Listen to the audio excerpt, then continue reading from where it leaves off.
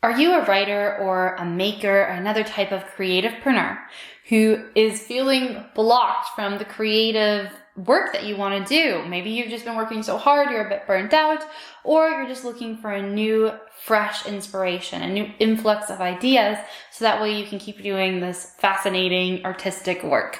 I have been there myself because I'm also a writer. And in today's episode on my YouTube channel, we're going to be talking about let me make sure I've got this right because I have a whole PDF for you to download should you choose.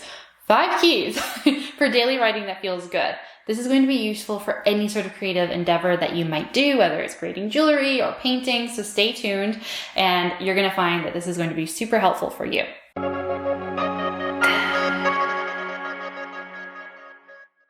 Hello, happy Thursday. Assuming you see this the day it comes out. Otherwise, happy today, as one of my friends says.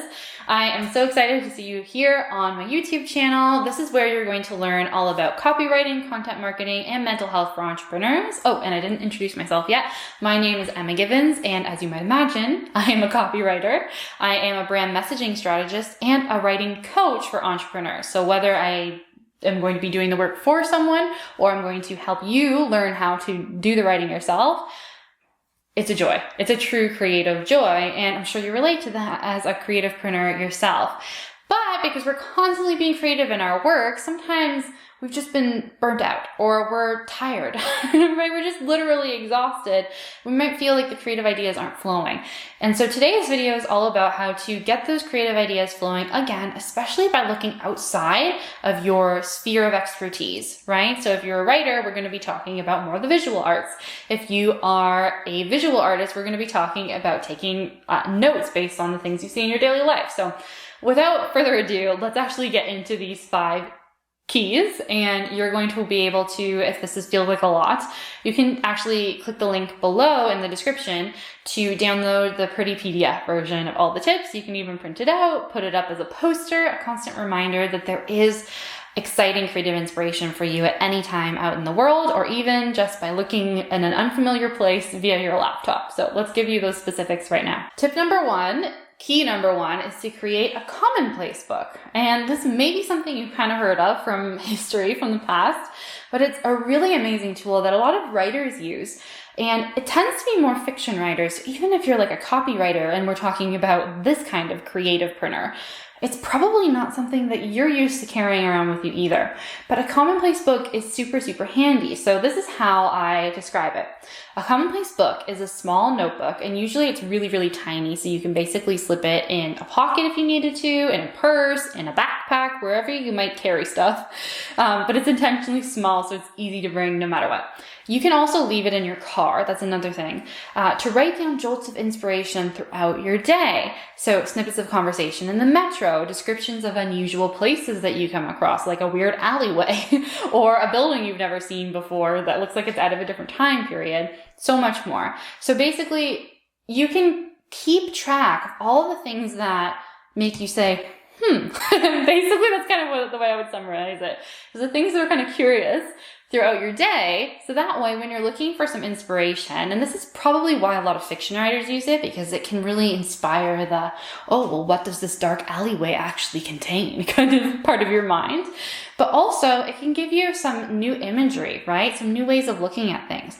And if you're more of a visual artist, feel free to mix some words. So if you hear a really fun conversation, write that down, but also sketch what you're seeing, whatever is giving you sort of an idea at the time.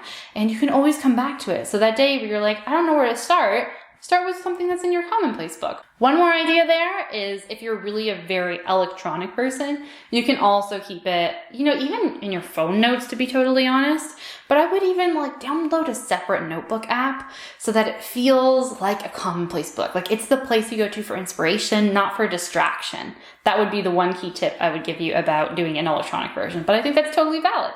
All right, this one definitely can be used by both visual, even maybe not musical artists. That's maybe the one thing where you might want to skip to key number 3, but writers as well. Anyone who works with words or with visuals, I think is really going to like this one. And it's probably not the first time you've thought of it, but I'm going to give you specific tips within the overarching key. And the main key is to make or follow a Pinterest board. And the reason I keep looking over here is because the pretty PDF is here for me to reference. So Pinterest, we know it's a plethora of ideas and resources, sometimes flawed, like a recipe that's missing a key ingredient, but sometimes really, really exciting and helpful, like a craft you never realized you could make. Or, especially for writers, it's a great place to search for and then pin for handy future reference, kind of like with your commonplace book, fiction prompts, sentence starters, anything that gets your mind going. And absolutely the same thing with visual artists. So if you're a jeweler, maybe this is kind of, you know yourself better. Either pin other jewelry that you find really inspiring, or if you don't actually like to look too deeply at other people's creations because you find it gives you comparitis, to compare, or if you feel like it influences you too much, I can understand that as well. Instead, maybe look for other prompts. So it could be those writing prompts that just get you journaling and thinking of new ideas. It could be a piece of art, like a painting instead of a piece of jewelry. You could try and transform and kind of symbolically infuse that painting into your jewelry.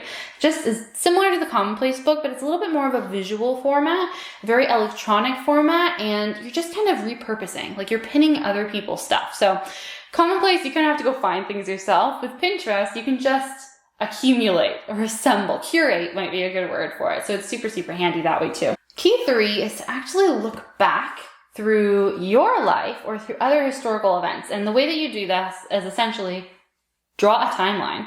So if you're writing a memoir, if you want to write blog posts about your experiences in personal life or submit personal essays, if you are writing a piece of fiction based on the life of a famous person, you want to have a really clear timeline laid out for them, including all the fictionalized version of the events that you're going to talk about. But I think that this is helpful not only for writers, also for yourself, right? Like if you want to develop paintings that reflect kind of the change or the transition, and this is an idea popping into my head right now, from the time that you were a baby all the way through to your current age and how you can imagine yourself older, write out a timeline, whether it's actually totally accurate or it's an imagined future, right? It's just a fun activity to create a sense of continuity, a sense of an overarching story. It gives you the opportunity to notice themes, even if that was it, right? Like if you're a maker, you do more craft work. What are the themes that come up in your life time and time again? Have you ever crafted anything that represents that? I think that's a really cool, unusual piece of inspiration. This one is a really practical one, and it's also one of those keys that you will have heard of before, and that is to create a content calendar, a topic list, or basically a go-to schedule in a sense. Like, yes, a schedule for some people can feel restricting, and if that's the experience you have, pick one of the other keys.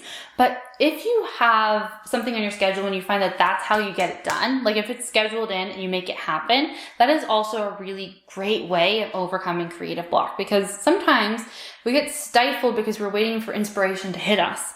And that's not always how it works. Sometimes we actually need to start just to give it a go first. And then we start to find, ooh, I'm getting into my flow now. This is an idea I hadn't thought of before until I put pen to paper or brush to canvas. So one day when you are already feeling inspired, right? Like just make a note that the next time you're having a really fun creative day, maybe you went out for a walk in the forest that morning and you just kind of let your mind wander and you came back with all of these visions of the stuff you want to create or ideas of stories you want to tell.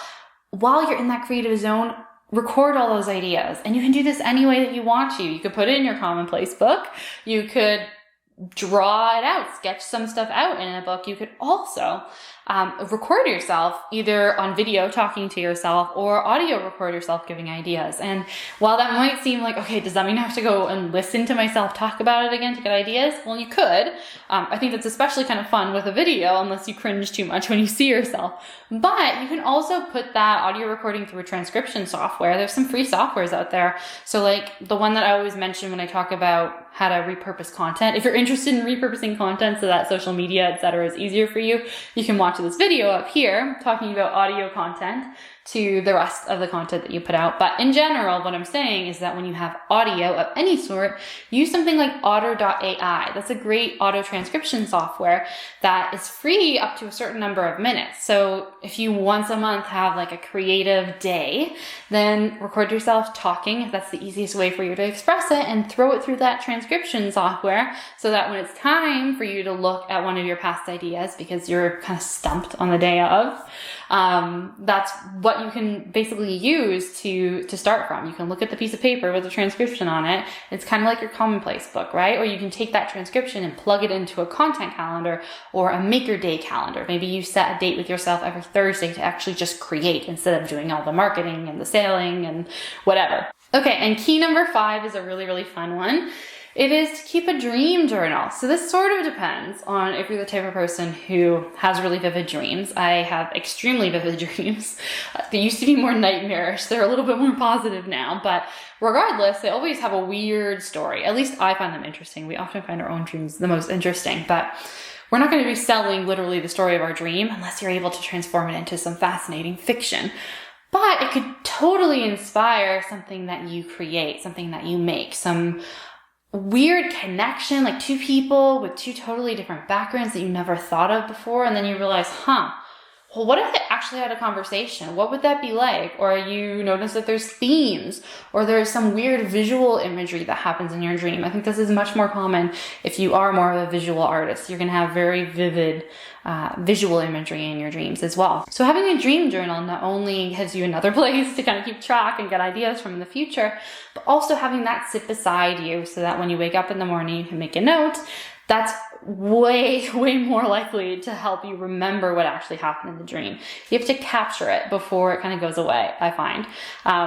Some dreams stay with you no matter what because they're just so intense, but I would say the vast majority of dreams they're with us as we open our eyes, and then a minute or two later they dissipate. Even if we feel at the moment like, oh, I gotta tell them, you kind of forget the details even an hour later. So have that dream journal next to you if you're the type to have pretty good, vivid dreams, or you're hoping to notice more of them, because you're going to find some incredible subconscious artistic ideas come through in your dreams. I think it's going to be a lot of fun to look back on too. All right, so if you enjoyed these 5 creative keys and you're looking for a way to reference them much more quickly and even a prettier way to reference them, you can actually click on the link in the description below, and it's going to take you so that you can go download the PDF version that you can print out, put it up on your wall as a reminder, put up on, maybe you add it to your pin board. I think I actually have this if you follow me on Pinterest, which would be at Emma Givens Writer would be the Pinterest account. What is it called? You know what I mean. On Pinterest, you can find me at Emma Givens Writer and you'll see the 5 keys. What was it called? The full name. 5 keys for daily writing that feels good there. And you can always reference it really, really quickly if you'd like. Just like in key number 2, where I mentioned Pinterest gives you some good prompt ideas. All right. So if you enjoyed this video, please give it a thumbs up and hit the subscribe button if you'd love to learn more content about copywriting, content marketing, and mental health for entrepreneurs. And I feel like as much as this is very helpful for content creation, let's say beyond content marketing, this is kind of that mental health for entrepreneurs category, because as creatives, as makers, it's just so fulfilling. Like, this is such a cool thing to get paid to do, you know? I'm sure you relate to that. Every time someone purchases a piece of your jewelry or your designed wrapping paper, whatever it is that you create, it's so awesome to make a great, great living doing something that you love. And while that is awesome, if we're doing a lot of it, sometimes the creative input that we're getting is a little bit slower than we'd like. So there's a new video every week out on Thursdays around 11 a.m. Eastern. So you can always keep an eye out for that when you've subscribed and hit the notification bell. I will see you very soon, probably with another cup of coffee. Have a good rest of your day. Bye.